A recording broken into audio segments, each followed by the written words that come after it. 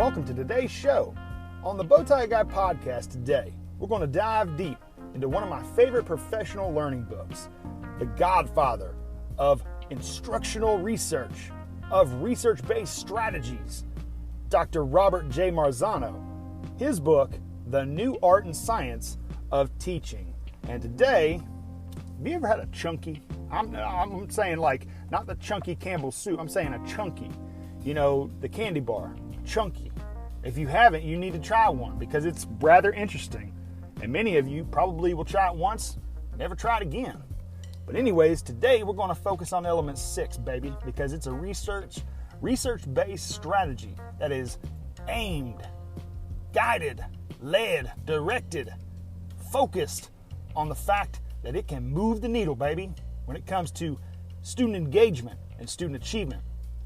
You know what? What exactly is this chunking content mess?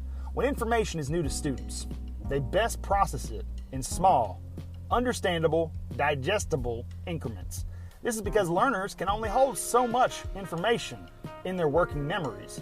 Now, that goes all the way back to the godfather of research, educational research that is, Marzano in 92 and 2007. To illustrate a teacher presenting students with new information about the topic of global warming, holy hootenanny, that's a lot of information. You might want to chunk it up, mug. Now, you might want to do so by using just a few pages from a textbook to present the content in digestible bites, chunks, for the students. The teacher first reads through the pages in the book, looking for natural breaks in the content. Man, you don't want to overflow them. You don't want to avalanche them with content. Look, whose time are you wasting, cuz? A teacher might decide that he or she will have the students stop after the first 3 paragraphs and provide time for them to reflect on the content. You know what? The next stop will be at the bottom of the page and so on. So regardless of the forum or venue, the practice, hey, it's the same. The teacher, the instructor halts input regarding new content at strategic points so students have time to think about what they've just experienced. There is no sense in giving them the cuppeth overfloweth. Slow that mug down. Look, no one likes to inhale their food. You want to take time to chew your food. You see what I'm saying? Now, let's talk about this. One strategy underneath the umbrella of chunking content. You know what you can do, baby blue? Using pre-assessment data to plan for chunks. Now, this is based on students' initial understanding of new content. The teacher can present new content in larger or smaller chunks. So check this out. Check it before you wreck it. Now, when you present content in small, sequentially related sets, baby, you're taking that massive overload of information and you're making it something that can be grown upon. You know what I'm saying? Like, look, now I'm going back to the old metaphor. Teachers, you know all about it. You sit down for lunch, it's not bite, chew, taste. No, it's bite, inhale. You know what I'm saying. So when you present content in small, sequentially related sets, a good teacher chunks content into small digestible bites for students. If presenting new declarative knowledge, the chunks comprise concepts and details that logically go together. If you're going to present new procedural knowledge, guess what? The chunks comprise steps in a process that go together. So, it's logical, it's sequential, it's money. It's moving that needle forward, baby, in the student engagement and student achievement in your classroom. Now, sometimes you need to allow for processing time between the chunks, baby. You know what? A good teacher has students work together to process chunks of information. You know what? Have you ever done this strategy right here? Think, pair, share. Because look, as much as I know that you're bold and beautiful and brilliant, and you got a lot of great insights and information to share upon the great generation that is to come. No, I'm going to stop right there. No, you ain't all that in a bag of potato chips. Let your kids talk. Quit doing all the work. Quit being Hogatha Christie. Look, you need to make sure that your kids have an opportunity to think and to chew upon the information that you're giving them. Baby, that's the only way they're going to learn. They have to own it. What kind of ownership are you giving those kids? Now, unlike strategies in most other elements, most other research-based strategies, let's go move that needle forward in student engagement and student achievement. Now, those that are listed for chunking are best employed sequentially.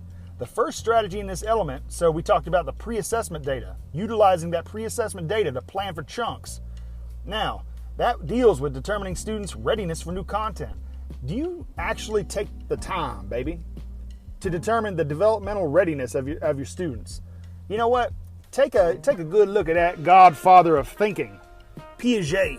Now, can they think? Are you teaching them? Are you giving them the skill set of how to think, how to utilize metacognition, thinking about thinking, pausing, chewing upon that new knowledge? You know what? This is important because the more students already know about content, the bigger the chunk can be.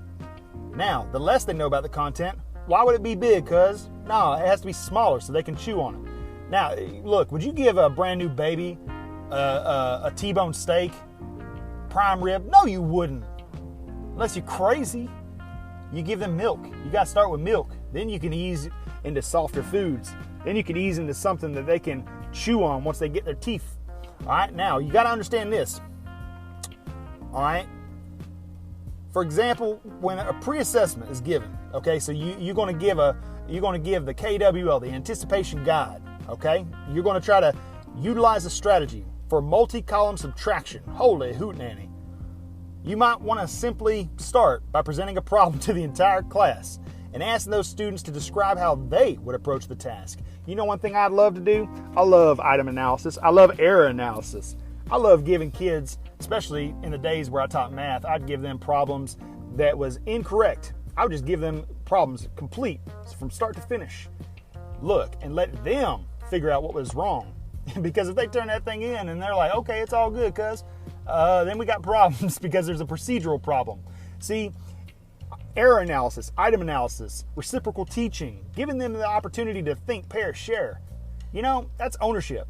You know, that shows that you the teacher, you realize you ain't all that in a bag of potato chips. Because last time I checked, you passed the 2nd, 3rd, 4th grade.